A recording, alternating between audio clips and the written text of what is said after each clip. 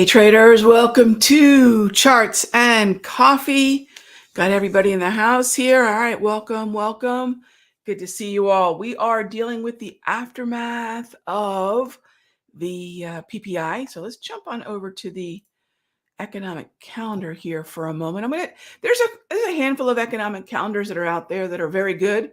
Forex Factory is probably the easiest to use because it's very easy. It's very straightforward to identify the red hot zones, as I like to call them, where the impact based on volatility, based on macroeconomic importance is pretty easy to see. They're red, right? So you can see there, core PPI, core retail sales. And if you notice, I haven't even refreshed this page because the actual number is way secondary to simply the reaction. The reaction will tell us everything we need to know. The reaction in the broader averages, the reaction in the euro bonds, you could look at gold, and of course the reaction in the target rate probabilities. That's always the question. Are they shifting? And don't worry about March and May, because those are very much firmly in the hold camp. We're not going to see rate cuts. Very unlikely to see rate cuts in May. Forget March, right? That's in 6 days. The Federal Reserve is not going to change course that quickly. Even if they had a reason to cut sooner, they wouldn't, because it would send shockwaves of panic through the markets, because they'd wonder, oh my gosh, if they're sort of surprise rate cutting, what's really happening? And there'll be panic. There's so much psychology that goes on in terms of what the Fed says and does and the timing. So May really would be the first time we think about it. It's not even close to being discounted. Remember, what's probabilistic is different than what's possible. What's possible is a 10.2% expectation of a cut. What's probable is the nearly 90% chance of the hold. So that brings us to the June 12 meeting. And the June 12 meeting sits pretty firmly in the high 50s. We've been as high as the low 60s, I think 62 and change. But this is still pretty unchanged. There's nothing about it that suggests a far lower probability of a rate cut. But this hold column sitting at about 35, 30 to 35, it's still prominent enough to make that not the probability, but the second most likely possibility, right? So that's where we sit. And that's how you measure what happens. If you take a look at these hot zones when they come out, say, well, what does it really mean? Where it lands, the importance of this data is, what does it mean to the Federal Reserve? The Federal Reserve is the macro, right? The Federal Reserve is the macroeconomic importance, period. Everything else is just data that leads to them making decisions and their messaging, and are making decisions about their decisions, right? So that's the way the game is played, and that's where we sit here this morning. Let's go take a look at what is going on in the broader averages. Probably the most obvious thing to note, although the bell won't ring for another 26 minutes, is that we are sitting above the previous session close, which was sitting at 52.37 3/4. So I'm just going to update that manually, just like that. And that is my PSC. That's the previous session close. That is the line in the sand. And being above that would be putting price action today in the bullish hemisphere. So I will, for as long as we remain above that level, be bullish. By the way, I'm bullish anyways, right? There has been nothing. There has been nothing in the last handful of weeks even that would suggest that any of the weakness is anything more than a dip on the daily. Now, what we do day to day as traders, right? That's going to be something we can determine at the bell. That's going to be something we can determine. I think it was at 18.3. Oop, what did I just do? I just sent it out down into the, there we go. So all I need to do is just move this line, boom, right about there. Okay. So as long as we're above that previous session close, as a day trader, I'll be bullish, right? Whatever happened yesterday. Now let's separate how we can day trade better to be bulls or bears any given day. It's not necessarily what happened yesterday. It's where we sit in relation to what happened yesterday, right? So if I'm sitting above the previous session close, a lot easier to be bullish. If I'm sitting below the previous session close for that day, maybe just the morning, or for as long as we remain below that cash close, I can be bearish, right? So that's really going to be not what happened yesterday, but where do we sit in relation to what happened yesterday? Exactly. James, spoiler, Raghee is bullish. And by the way, can we just accept that that has been the path to profitability, right? By no means am I saying, hey, just get long and you'll win. No, trading is a little bit more complicated than that. However, if you're looking for high probability setups that are going to follow through, the only direction to be trading in 2024 is to the upside. I don't just say that, I show that, right? Every single day in the Sector Secrets Mastery and the days that I'm in the Simpler Central room, we have continued this entire book of mine from the very first trading day of January to where we sit now. I don't believe there's a single, I'm trying to think of all the trades we've done since the beginning of January. I don't think there's a single put that I've bought, right? Dips happen. Exactly. Dips happen. And when they do, in an uptrend, we want to continue to buy. So I'm not talking about what I think and what I feel. I'm not trying to pick a top. I'm not here to analyze the market, really. I'm here to tell you what I'm seeing so we can get to work, right? There's a big difference, big difference. The folks on television, like weathermen, right, get to talk about whatever they want. I was watching a really interesting interview with someone who is to be very respected because he is the GOAT of trading, and that's Stan Druckenmiller. Stan Druckenmiller is an interesting and clearly genius trader. What's interesting about him, and this is where you have to be very cautious about any opinion. What's the saying? Strong opinions loosely held. Stan Druckenmiller is the epitome of that. That guy can be on a 2-hour podcast, webinar, video, and just lay out the most convincing scenario for why he is expecting the world to end. And he's done that. 48 hours later, he'll be net long. That's not to say he's being deceptive. He's not. I really do believe at that moment in time, based on the data, he says, gosh, it's time to be bearish. But he will change his mind, right? So be careful when you're listening to folks, including me. Make sure you know, Rog, what time frame are you looking at? And that will map to the time horizon. So if I'm a bear today, that's a 5-minute time frame. That's looking at a 200 propulsion, a 5-minute time frame. That's looking at the fact that price is below the previous session close. And that is a 2-day trade, right? When we're thinking day trading, think today. But my longer term opinion is going to be held in a 1 hour. That might be the next 2 days, 1 to 3 days, right? If I'm pulling up a daily, this is going to be days to weeks, right? In terms of my expectation for follow through. So remember, the time frame we look at is very, very important in terms of that time horizon and follow through. And a lot of times, any confusion or disagreement or whatever about what the markets are going to do, as if any of us really know, right? But as far as analysis goes, all of that disagreement or sometimes confusion comes down to time frame, time horizon. So at any given time, if you're asking, Rog, what's your time frame, time horizon? Ask me. I'm happy to tell you, right? So that is it. All right. So let's see. First question. Cash Insomnia asks, barring all the crash mentality. Oh gosh. By the way, can we just call that clickbait? Because that's all that it is.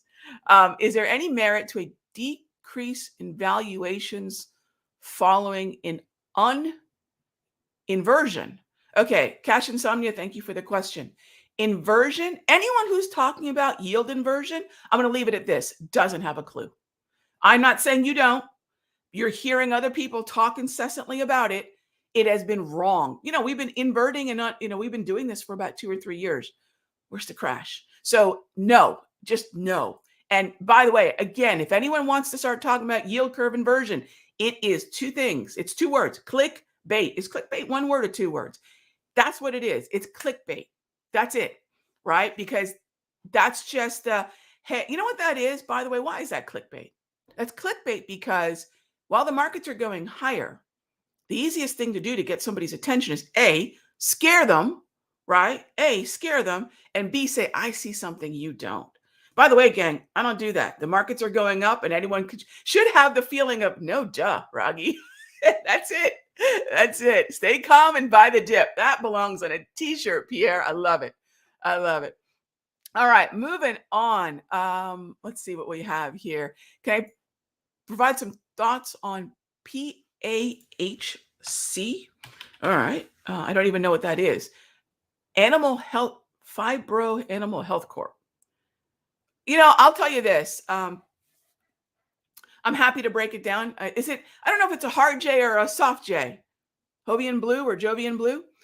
Sorry if I mispronounced your name. I'm a Raghee. I can totally understand.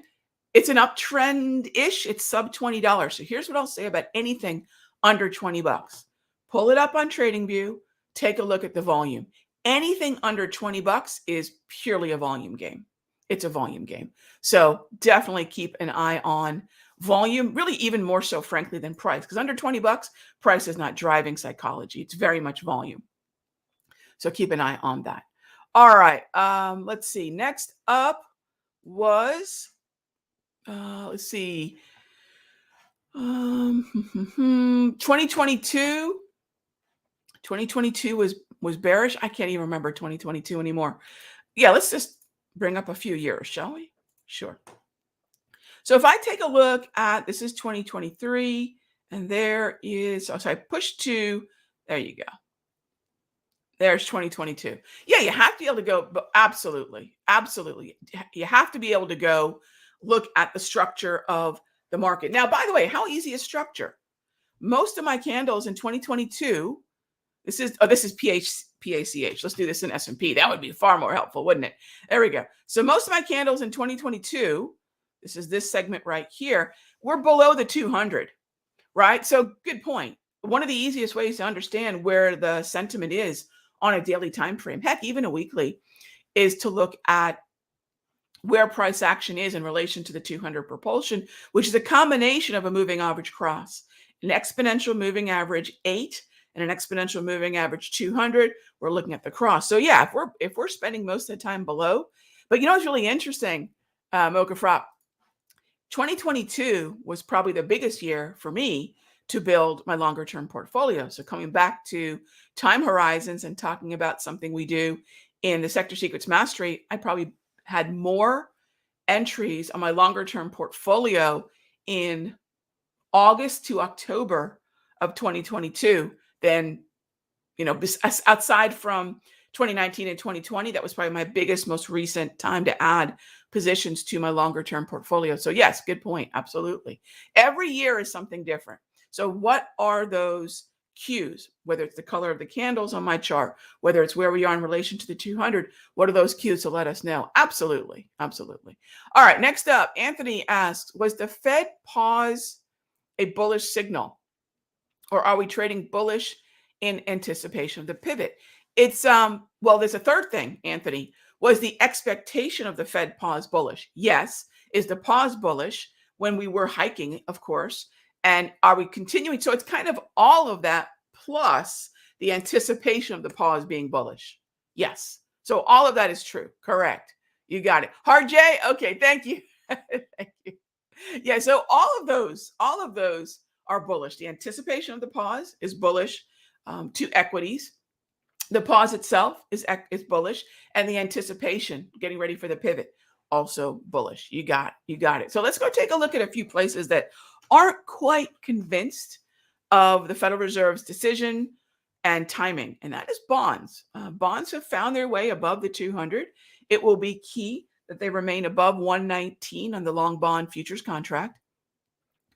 And I would prefer to be long bonds than short, because again, anticipating lower rates, I certainly don't want to be expecting higher yields, right? Now, remember, yields and the direction of the bond contract, ZB futures or TLT ETF, those are inverse to the yields. So when yields are going down, as we anticipate they will, those symbols, ZB and TLT, go up. And so the bond market is not quite convinced, right, that the Federal Reserve's timing is necessarily right. They might be taking too long. However, take a look at how, and this kind of goes back to, Anthony, your question. This is that run up in just accepting that the Fed is going to cut rates. Bond yields can't stay down, or should say bonds can't stay down, yields can't stay up when the pivot is around the corner. So you can see the biggest adjustment to the reality of rate cuts coming was from mid-October to about early December.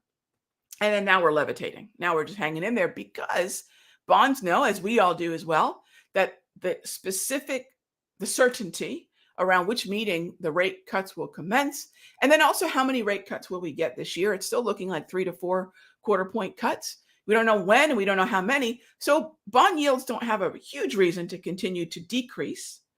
Therefore, bonds don't have any reason in price to increase, but there's no reason to sell off either. So they're just levitating. See how they rallied up, and now they're just moving sideways. They're sort of levitating.